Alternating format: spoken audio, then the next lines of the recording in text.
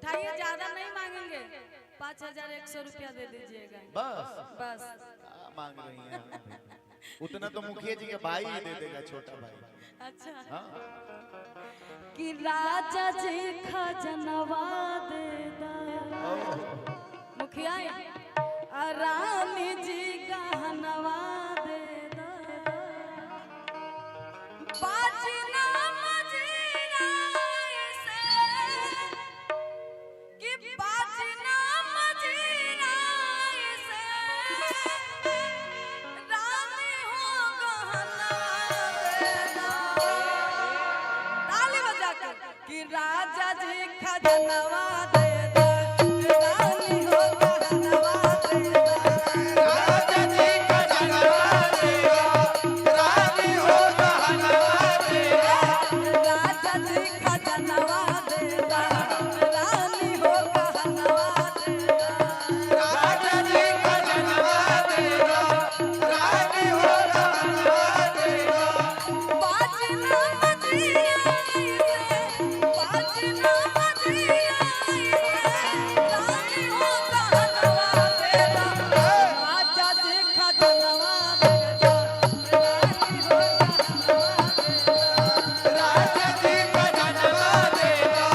रानी हो गहनवा दे दो, राजा जी खजनवा दे दा, रानी हो गहनवा दे दा, राजा जी खजनवा दे दो, रानी हो गहनवा दे दो।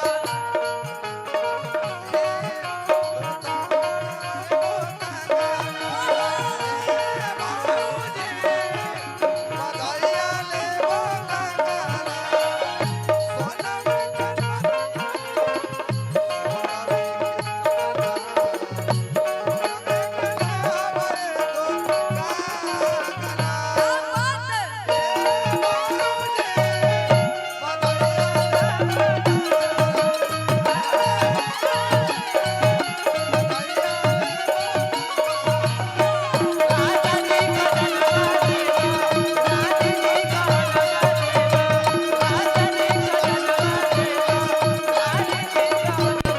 बाकी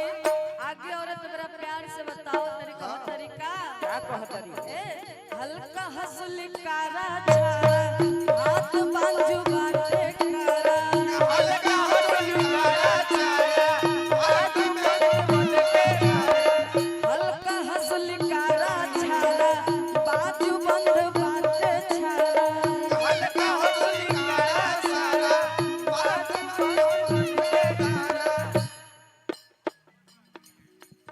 अंकल जी बोल रहे हैं कि हम आपका बहुत बड़ा फैन है, बहुत बहुत धन्यवाद, आप आशीर्वाद दीजिए ऐसा ही। बाकी आगे औरत कह रहे हैं क्या, हाँ हल्का हंसली कारा छारा बाजू बंद बाटे छारा, हल्का हंसली कारा छाया, हाथ हल्का हंसली कारा छारा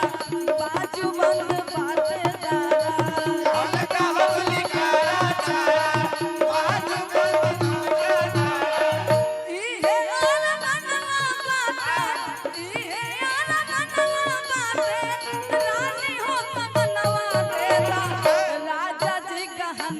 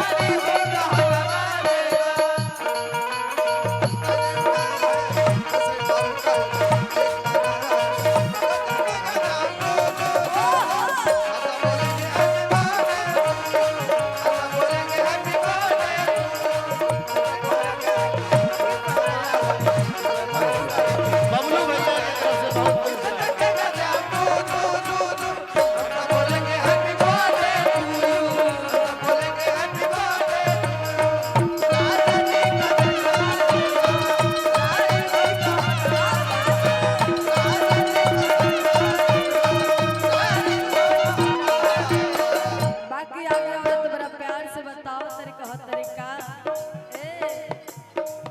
पाँव के पाया जनिया दे दा कमर पर धनिया दे दा पाँव के पाया जनिया दे दा कमर पर धनिया दे दा पाँव के पाया जनिया दे दा कमर पर धनिया दे दा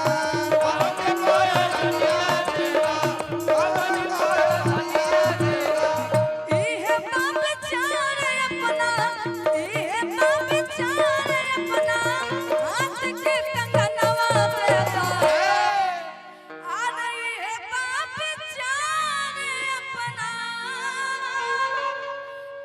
हाथ के कंगनवा दे दा